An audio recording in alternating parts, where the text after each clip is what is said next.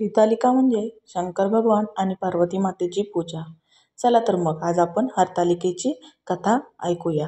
त्याआधी माझ्या चॅनेलला लाईक, शेअर आणि सबस्क्राईब करायला विसरू नका. एके दिवशी शंकर पार्वती कैलास पर्वतावर बसली होती. पार्वतीनं शंकराला विचारलं, महाराज, सर्व व्रतात चांगलं व्रत असं कोणते? श्रम थोडे आणि फळ पुष्कळ असं एखादं व्रत असेल तर मला सांगा. मी कोणत्या पुण्याईनं आपल्या पदरी पडले हेही मला सांगा. तेव्हा शंकर म्हणाले, जसा नक्षत्रात चंद्र श्रेष्ठ, ग्रहात सूर्य श्रेष्ठ, 4 वर्णात ब्राह्मण श्रेष्ठ, देवात विष्णू श्रेष्ठ, नद्यात गंगा श्रेष्ठ, त्याप्रमाणे हरतालिका हे व्रत सर्वात श्रेष्ठ आहे. ते तुला सांगतो. तेच तू पूर्वजन्मी हिमालय पर्वतावर केलंस आणि त्याच पुण्यानं तू मला प्राप्त झालीस. ते तू व्रत ऐक. हे व्रत भाद्रपद महिन्यातील पहिल्या तृतीयेला करावं. ते पूर्वी तू कसं केलंस ते मी तुला सांगतो. तू लहानपणी मी तुला प्राप्त व्हावं म्हणून मोठं तप केलंस. 64 वर्ष तर झाडाची पिकली पानं खाऊन होतीस. थंडी, पाऊस, ऊन ही तिन्ही दुःख सहन केलीस.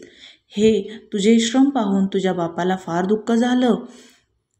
अशी कन्या कोणाला द्यावी अशी त्याला चिंता पडली. इतक्यात तिथं नारद मुनी आले. हिमालयानं त्यांची पूजा केली व येण्याचं कारण विचारलं.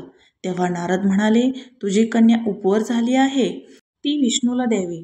तो तिचा योग्य नवरा आहे.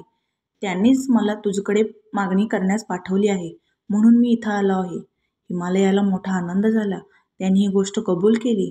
नंतर नारद तिथून विष्णूकडे गेला. नारद गेल्यावर तुझ्या बापाने ही गोष्ट तुला सांगितली. ती गोष्ट तुला रुचली नाही. तू रागावलीस. असं पाहून तुझ्या सखीनं रागवण्याचं कारण विचारलं.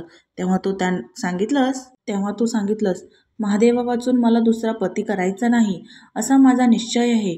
असं सांगून माझ्या बापानं मला विष्णूला देण्याचं कबूल केलं आहे. याचा मला काय उपाय करावा? मग तुला तुझ्या सखीने एका घोर अरण्यात नेलं. तिथं गेल्यावर एक नदीच दृष्टी पडली. जवळच एक गुहा आढळली. त्या गुहेत जाऊन तू उपवास केलास. तिथं माझं लिंग पार्वती स्थापलंस. त्याची पूजा केलीस. तो दिवस भाद्रपद शुद्ध तृतीयेचा होता. रात्री जागरण केलंस. त्या पुण्याने इथलं माझं आसन हललं. नंतर मी तिथं आलो. तुला दर्शन दिलं आणि वर मागण्यास तुला सांगितलं. तुम्ही माझे पती व्हावं याशिवाय दुसरी इच्छा नाही. नंतर ही गोष्ट मी मान्य केली. पुढे दुसऱ्या दिवशी ती व्रतपूजा विसर्जन केलीस. मैत्रिणीसह त्याचं पारण केलंस. इतक्यात तुझा बाप तिथं आला. त्यानं तुला इकडं पळून येण्याचं कारण विचारलं. मग तू सर्व हकीकत सांगितलीस. पुढं त्याने तुला मला देण्याचं वचन दिलं. तुला घेऊन घरी गेला. मग काही दिवसांनी चांगला मुहूर्त पाहून मला अर्पण केली. अशी या व्रतानं तुझी इच्छा पूर्ण केली. याला हरतालिका व्रत असे म्हणतात. याचा विधी असा आहे, ज्या ठिकाणी हे व्रत करायचं असेल त्या ठिकाणी तोरण बांधावं. केळीचे खांब लावून ते स्थळ सुशोभित करावं. पुढे रांगोळी घालून पार्वतीसह महादेवाचं लिंग स्थापन करावं. षोडोपचाराने त्याची पूजा करावी. मनोभावे त्याची प्रार्थना करावी. नंतर ही कहाणी करावी. रात्री जागरण करावं.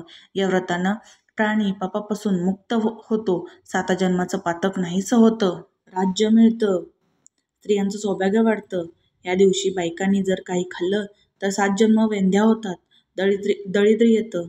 पुत्रशोक होतो. कहाणी ऐकल्यावर सुवासिनींना यथाशक्ती वाण द्यावं. दुसऱ्या दिवशी उत्तर पूजा करावी. व्रताचं विसर्जन करावं. हीच 8 उत्तराची कहाणी. 5 उत्तरी देवा ब्राह्मणांच्या दारी. गाईचे गोठी पिंपळाची परी सुफळ संपन्न.